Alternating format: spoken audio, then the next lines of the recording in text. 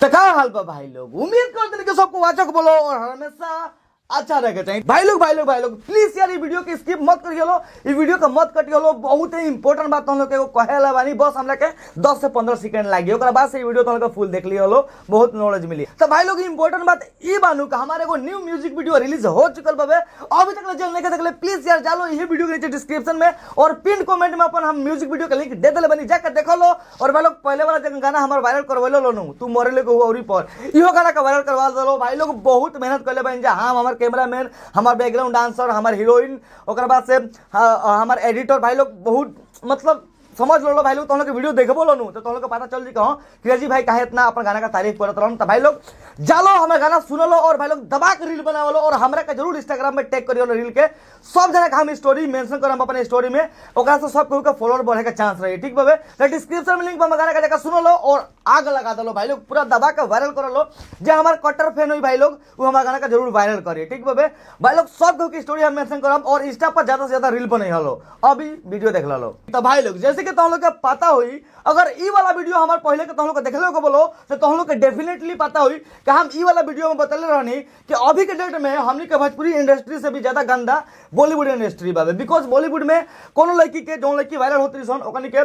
Film में heroine बनावे का झांसा देके ओकनी के बुलावत रहसन बड़ा बड़ा डायरेक्टर, प्रोड्यूसर, निर्देशक, निर्माता, ओकर बाद ओकनी के संग करत रहसन, ओकनी के संग जबरदस्ती करत रहसन, ओकनी से जब मन भर जतवे तो ओकनी के मरवा के कहीं फेंकवा देत रहसन। ऐसा का केस तुम लोग को बहुत सारा सुनने को बोलो, बहुत सारा आर्टिकल भी पढ़ले को बोलो और बहुत सारा ऐसा का मतलब सिमिलर केस तुम लोग के चाहे न्यूज देखते हो को बोलो। तो भाई लोग फिर ऐसा के कांड हो गल बा जौन के तुम लोग के बहुत जन का पता हुई, और जगह पता ना हो ओकरा का हम बतावल चाहते नहीं ई वीडियो के माध्यम से। तो भाई लोग कुल मिला के हमारा कहे का मतलब इहे बानू का हमनी के भोजपुरी इंडस्ट्री में अभी जितना भी लड़की आई मीन अपकमिंग जितना भी मॉडल बड़ी सन, चाहे एक्ट्रेस बड़ी सन, चाहे मतलब हीरोइन बनना चाहते सन, उ लड़की कुल के अपन वीडियो के माध्यम से हम अवेयर करना चाहते नहीं, अवेयरनेस फैलावल चाहते नहीं। बिकॉज यार तुम लोग के स्टार्टिंग में बताइए कि ए तरी बॉलीवुड में हो रहा बाबे। और भाई लोग तुम लोग के अगर लागत हो कि ना क्रेजिया फेंकत हवे तो तुम लोग के एगो दुगो एविडेंस बाबे, हम तुम लोग को सबसे पहले वो वीडियो दिखा देते हैं, ओकरा बाद तुम लोग को खुद पता चल जाई कि हां हमर वीडियो बनावे के मकसद कौन ची बाबे और हम काहे अपन भोजपुरी इंडस्ट्री के जितना भी लड़की बड़े सकनी के अवेयर करना चाहते नहीं, अवेयरनेस फैलावल चाहते नहीं। कहां तोनी के पास अगर टैलेंट बाबे,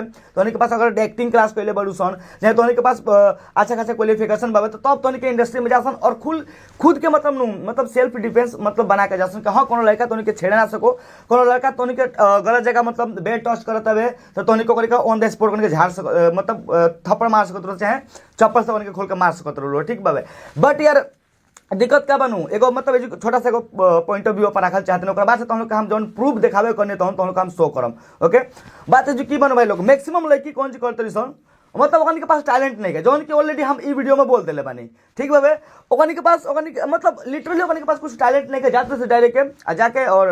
कहते से कहना हमने का काम चाहिए, हमने के कुछ भी करे खातिर रेडी बनी जा, बस हमने के हीरोइन बना दलो। तो कहीं ना कहीं यार लड़की सन में भी गलती बाबे, नहीं तो यार बिना लड़की के परमिशन कोनो लड़का का दम नहीं खे कि जब लड़की जब ना चाहे कि हमरा का तू टच करो, हमरा का तू कुछ भी करो, तब लड़का जबरदस्ती लड़की के साथ कर ही ना सके, ठीक बाबे। तो लड़की कुल के भी कुछ मतलब समझ सकते रहो व्हाट यू मीन। तो भाई लोग अभी तुम लोग को प्रूफ हम दिखावे वाला बानी के अभी के डेट में बॉलीवुड में एंट्री कइल, दैट मींस बॉलीवुड में अगर तुम लोग के लड़की हमने के भोजपुरी इंडस्ट्री का होगा चाहे कोनो इंडस्ट्री का होगा सन, अगर चाहते से बॉलीवुड में जाके हम हीरोइन बन जी तो उनके संगे का हो रहा बाबे, सबसे पहले वीडियो क्लिप्स देख लो। वायरल गर्ल मोनालिसा को हीरोइन बनाने वाले जाने माने डायरेक्टर सनोज मिश्रा रेप केस में गिरफ्तार हो गए हैं। महाकुंभ मेले में वायरल गर्ल मोनालिसा को फिल्म में रोल देने वाले डायरेक्टर सनोज मिश्रा को दिल्ली पुलिस ने गिरफ्तार कर लिया है। रेप महाकुंभ से वायरल गर्ल मोनालिसा को काम दिलाने वाले मशहूर फिल्म मेकर और निर्देशक सनोज मिश्रा को रेप के आरोप में गिरफ्तार कर लिया गया है। प्रूफ देख ले लो। और भाई लोग तुम लोग के मेन मुद्दा वाला बात बतावा तनी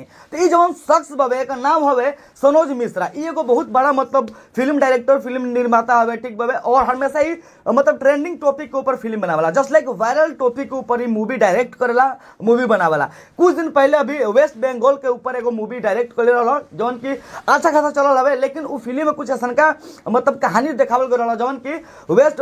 बंगाल के जौन सरकार बताओ पूरी तरीके से वो फिल्म के बैन कर दिल रहा, लेकिन फिर भी ये फिल्म चलावे का पूरा अपना तरफ से दम लगल सब और फिल्म चलल भी है अच्छा खासा। हाँ ओकरा मतलब वो फिल्म के वजह से एकरा ऊपर भी बहुत सारा FIR लॉन्च भई रहे, एकरा ऊपर 4-5 केस भई रहे, फिर भी वो सारा क्या जाने कैसे वो केस जीत गए ना का भेल इतना हमारा नॉलेज नहीं है। तो भाई लोग तुम लोग के पता बा जोन चीज के बारे में हमका नॉलेज ना रहला ओकरा बारे में हम ज्यादा चढ़ा बढ़ा कर ना बोले ठीक बा। और भाई लोग मेन बात आ गई मेन राज्य मुद्दा वाला बात करो तनी तो हम लोग के पता हुई जौन महाकुंभ मेला में जौन मोनालिसा नाम के एगो लड़की रहे जौन के माला बेचत रहे और बहुत ज्यादा वायरल हो गए रहे ठीक बा। ओकरा ऊपर बहुत सारा भोजपुरी सिंगर गाना भी बनल सन, न्यूज मीडिया वाला भी कवर कर ले सन, ओकर आँखिया जौन बा भुअर भुअर रहे तो ओकरा आँख के वजह से वायरल भई रहे। तो ई जौन सनोज मिश्रा बानो एगो फिल्म मतलब नया फिल्म एगो लिखा गई रहा ऑलरेडी फिल्म के शूटिंग करे रहा ठीक बाबे। तो ओकरा खातिर एकरा के एगो न्यू हीरोइन चाहत रहा तो ई मोनालिसा घरे जाके ओकरा के ऑफर देले रहा कि एगो हम फिल्म बनावत जौन फिल्म के नाम रहा द डायरी ऑफ मणिपुर।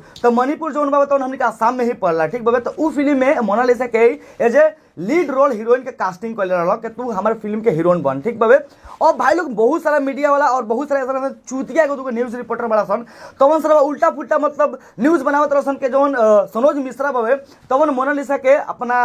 मतलब फिल्म के झांसा दे के ओकरा के हीरोइन बनावे के चक्कर में अपना रूम पे बोला के ओकरा संगे रेप कर देले बा, ओकरा संगे जबरदस्ती कैले बा। भाई लोग सनोज मिश्रा कैले बा लेकिन उ मोनालिसा के नहीं कैले। ई न्यूज वाला कोनो ई मीडिया वाला कोनो बात नहीं के बताओ सन जौन ई हम अभी जौन बात करनी है ना कि रेप कैले बा लेकिन मोनालिसा के साथ नहीं कैले उ कैले बा कोनो दोसर लड़की के साथ। और जौन लड़की के साथ ई रेप कैले बा ई आज से 1 साल पहले के बात है 2024 मार्च महीना का बात है ठीक बा। उ लड़की खुद आ कभी स्टेटमेंट देले बिया। सबसे पहले तो उ तो हम लोग के लड़की का फोटो हमारे स्क्रीन पर देखो तो बोलो उ इहे लड़की या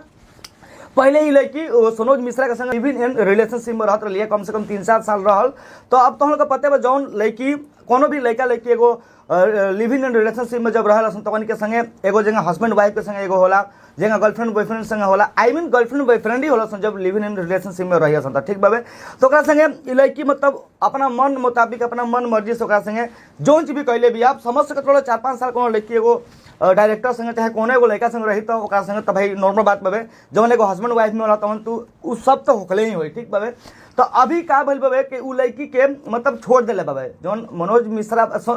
सनोज मिश्रा जौन बना तोरा से हम बियाह करम ठीक बाबे और तोरा का बहुत बड़ा हीरोइन बनाएम और उ लड़की के हीरोइन लेके बनैले ना कोनो फिल्म में चांस देले बाबे बस ओकरा संगे मजा ले ले बाबे और नहीं तो ओकरा के 3-3 हाली प्रेग्नेंट करके ओकरा के अबॉर्शन भी करवा देले बा ठीक बा। तो ओकरा संगे ई बलात्कार कर रहल बाबे लेकिन अभी मतलब कहने ना एगो दूगो झाटू मीडिया वाला बड़ा सा सरवानू जौन सन के ना बोले के लूर बना कुछ के सहूर बा उ सरवा के कहत रहे के मोनालिसा के संगे रेप कर देले बा। भाई लोग ई तुम सरासर गलत बात बाबे। तो ई जौन सरवा सनोज मिश्रा बाबे ई उ लड़की के संगे जौन लड़की के संगे ई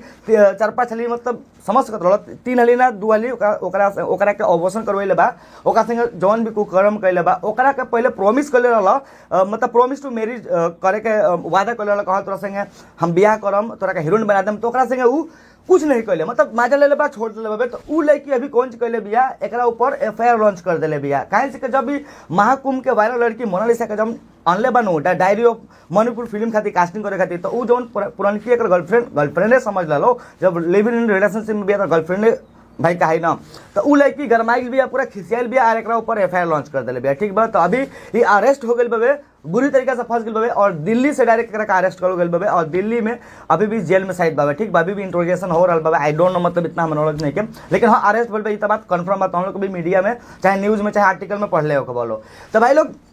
मतलब ये मेन मुद्दा का बात रहा। अभी सबसे इम्पोर्टेंट बात कहल चाहते नहीं कि भाई लोग पहले भी तुम लोग से बतले रहनी है यही वीडियो में ना जौन हमारे ई वाला वीडियो बाबे कि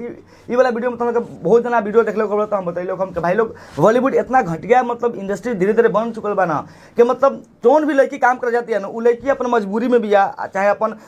बाप माई के इकलौती बेटी भी आ उ अपना दम पर कुछ करल चाहती है अपना दम पर नाम करल चाहती है पैसा कमा के अपन बाप माई के मतलब एगो अच्छा जिंदगी देवल चाहती है। तो ओकर मजबूरी के फायदा उठावल सन बड़ा बड़ा डायरेक्टर बड़ा सन बड़ा बड़ा कास्टिंग काउच वाला बड़ा सन सोचल सन के हाँ एकरा के लेके आने के बाद अपेल देवे के बाबे आ बाद में एकरा के लात मार के लिखा देवे के बा। और अगर यदि उ लड़की बाद में जाकर आवाज उठाई तो ओकर मुंह पर पैसा फेंक के ओकर आवाज बंद कर देवे के बा। अगर ओकरो से उ ना मानी तो ओकरा के जान से मरवा देवे के बा। और भाई लोग ई हो रहल बा लिटरली तो हम लोग के बहुत सारा न्यूज देख लो मरवा देते रहो ठीक।